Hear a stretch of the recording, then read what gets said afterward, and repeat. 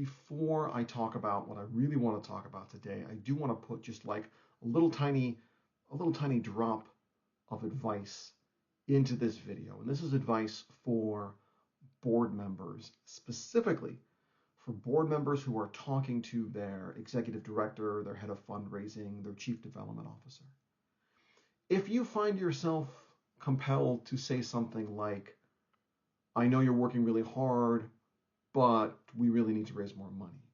I want to encourage you to think that the person you're speaking to is very aware that you need to raise more money. That's 100% on their mind. I'd take a good bet to suggest that it's probably keeping them up at night or waking them up early in the morning.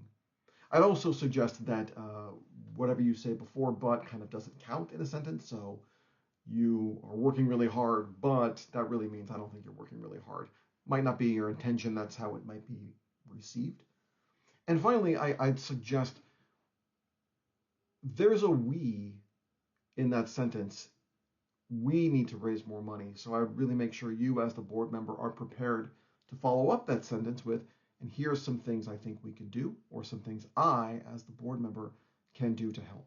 Because if you are a board member and you are hoping your organization raises more money, but you are not yet prepared to contribute with relationships or with revenue, I would maybe challenge you and say you're probably not being as helpful as you think you are.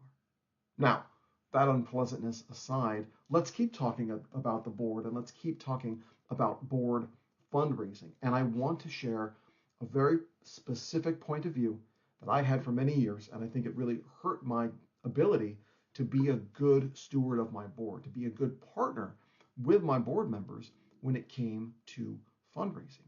And it's an easy trap to fall into because it just feels natural to say. So let me know if you've heard or have said a phrase like this. The board doesn't want to fundraise. The board really prefers events than donor calls. The board is doing X, Y, and Z. You've probably picked up on it. The fault there, the challenge there is that I am referring to the board as a single group. I'm using a collective noun to call the board as one thing. It is the board. And therefore, I'm also treating the board as one group, and I'm assuming that their motivations, their behaviors, their actions are all the same. Again, very easy trap to fall into. We think about the board as one group, and we say things like, the board is not fundraising. I imagine, and certainly it's been my experience, that a more accurate sentence is, some of my board members are really engaged in fundraising, and some of my board members are not. Some of my board members love making donor thank you calls, or are always willing to do it, and some board members have never volunteered to do that. It's a little switch. It's a little frame change in how we think about and talk about our partners on the board of directors. But the minute you start really treating them as individuals, the better suited you're going to be and the better prepared you're going to be to actually start building those relationships, connecting those dots, engaging those individual volunteers in your mission, right? You wouldn't say, I hope you wouldn't say, all of our monthly donors do X, Y, Z. All of our monthly donors, all of our donors who gave last year, all of the donors who came to the event, any sort of broad brush encapsulation of donors is maybe helpful, and maybe there's some high-level strategy you can look at in terms of trends, but your board is too small to be like, you can't judge the whole organization based on 2 or 3 members of that board, and B, the relationships are too important to lump them all in a category. We don't need to thank the board. They already know how much we care. We don't need to solicit the board's gift. It's in the give-get policy. They know what they need to give. All of this kind of collective work, this collective point of view about the board, ultimately undermines our ability to really engage with them, to learn about their connection with our cause, to learn about their networks, to get them feeling empowered and excited and engaged about how they can spread the word and tell their friends and their contacts and their colleagues about this wonderful mission that they serve. So, what to do? First off, Treat your board members like individuals. Make strategic plans, make cultivation plans and solicitation and stewardship plans focused on the individuals. Don't assume that their knowledge of the organization or their investment with the organization or their engagement with the organization is at a certain level because of the fact that they are board members. Make time for people to be meeting you in different places.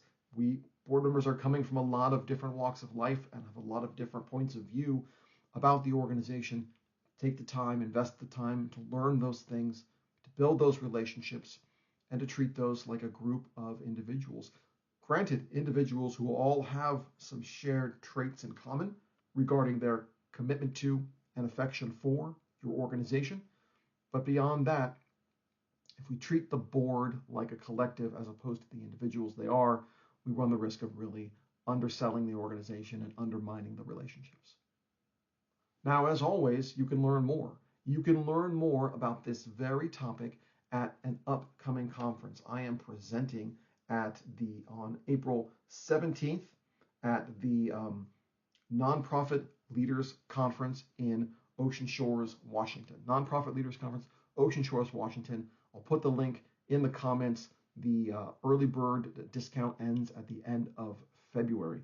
I went to this conference last year. It's a great conference. I'm very excited to be presenting on this topic. I'll be presenting alongside my fundraising thought partner and friend, Jennifer Lee Dodson. We're really going to be talking about some very specific actions and some very specific mindsets you can use to make your board members more excited and engaged when it comes to fundraising, really moving them from a place where they feel stuck to a place where they really feel successful. So that's coming up. If you're not in the area or can't make this conference, but you still want to talk about board fundraising, then drop me a message. I would love to talk about ways we can get your board members to think about fundraising in a new way, and maybe ways to get you to think about the board in a different way as well.